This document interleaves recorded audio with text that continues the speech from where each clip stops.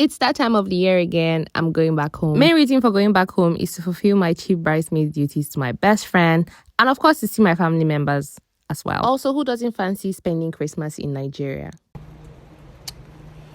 You guys, this cab is playing pranks on me because I'm supposed to be at my bus station in like 20 minutes and he's not here and it's raining.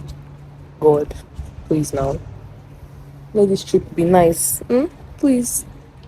This was supposed to be a very chaotic video, but after some discussions, it's not, and you see the reason why later in this video. Anyways, the driver sped like mad because I had literally 3 minutes to get to the bus station, or I would have been abandoned and had to book another one. I don't know why this always happens to me. I was 30 minutes early, but I didn't realize that today was a match day, so everywhere was blocked. The bus set out and we headed to London, but we had few stopovers.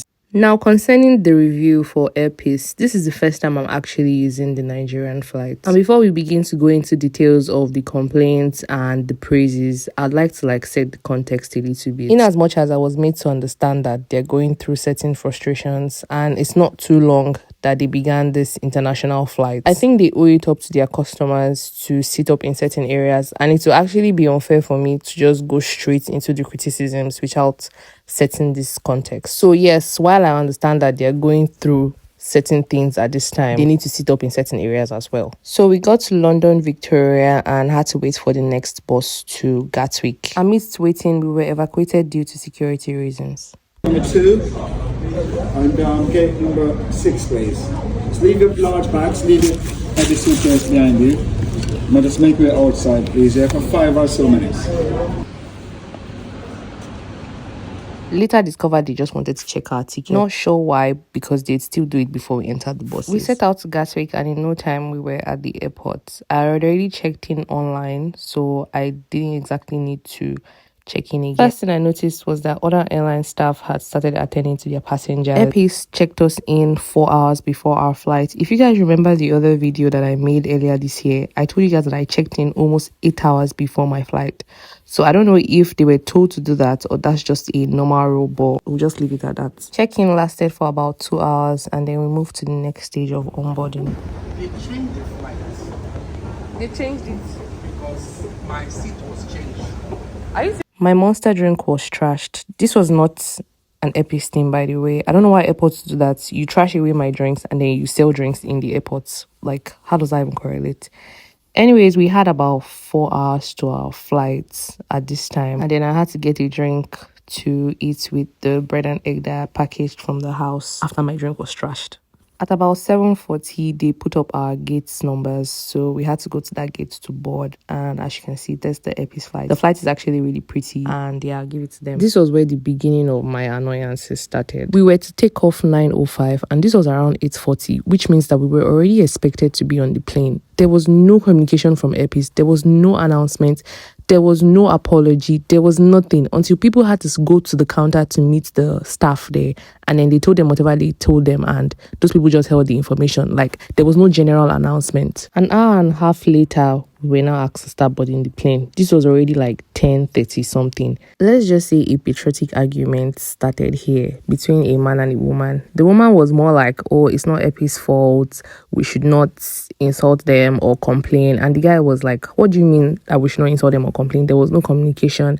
I was fully on the guy's side, not because, Airpeace delayed or anything, but because there was no communication, not even one. Anyways, when we got on board, the pilot now started telling us that there were technical issues and fuel issues. And I'm like, this could have been an easy announcement that you guys make and everybody's had to calm down. Another thing they did that pierced my soul was the seat changing arrangement. Some of us had already checked in online, chosen the seats that we wanted, and then when we finally got on board, these people just said sit anywhere. Jesus. Till now, there was no explanation given as to why the seating arrangement was just scattered. So those of us who checked in online, it means that we don't have sense. When I got on the plane, there was somebody already on my seat, and I couldn't even say anything because they had already said sit anywhere. Exit after the wings, to exit at the mid-cabin, to exit before the wings, and to exit before the aircraft, and all clearly marked. The cabin crew now pass the nearest exit to you.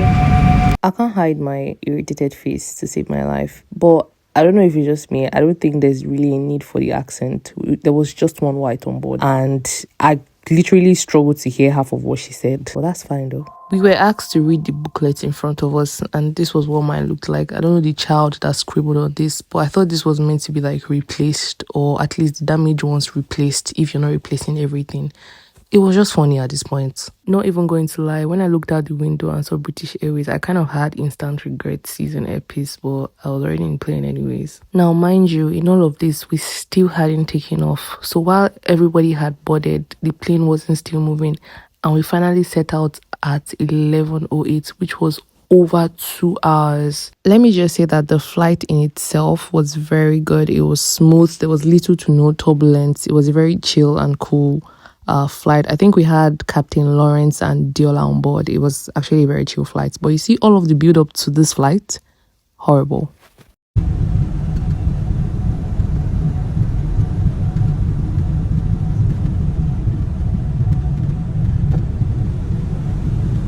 Believe me when I tell you that not a single soul used this entertainment tool. There were no headsets provided. We were not told how to use it. I don't think anybody has ever even used this thing. It's probably just here for fashion. I even thought it was touch screen. After some minutes of searching, I discovered a remote on the floor hanging by the rope, and still the TV wasn't working. Okay, that's it for the complaints. For the first pack they gave us, it was really nice. It had a sleep mask, socks, brush, earplugs, a brush and mirror, pillow, and a blanket, which they collected at the end of the day. For the food, there were options of jollof rice, egusi, and I think potato, which I absolutely loved. For the food, it was good. You guys, 100 over 100. And I love that the menu was plainly Nigerian. There was no like mac and cheese and all of that. So for that one, I'd give them a 8 over 10.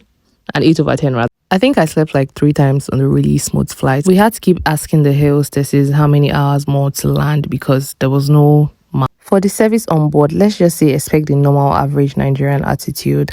Left to me, only one of them was qualified to be a cabin crew member. I absolutely dread waiting for my luggages because it's usually like the last to come out, and I couldn't even stress today, honestly, because I was really tired. So I just had to pay for this porter and trolley services, and I let the guy handle the rest.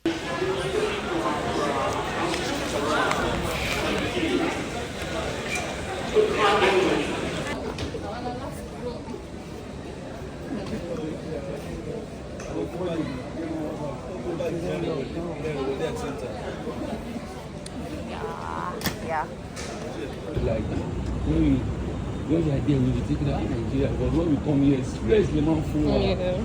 Stress, stress the woman no.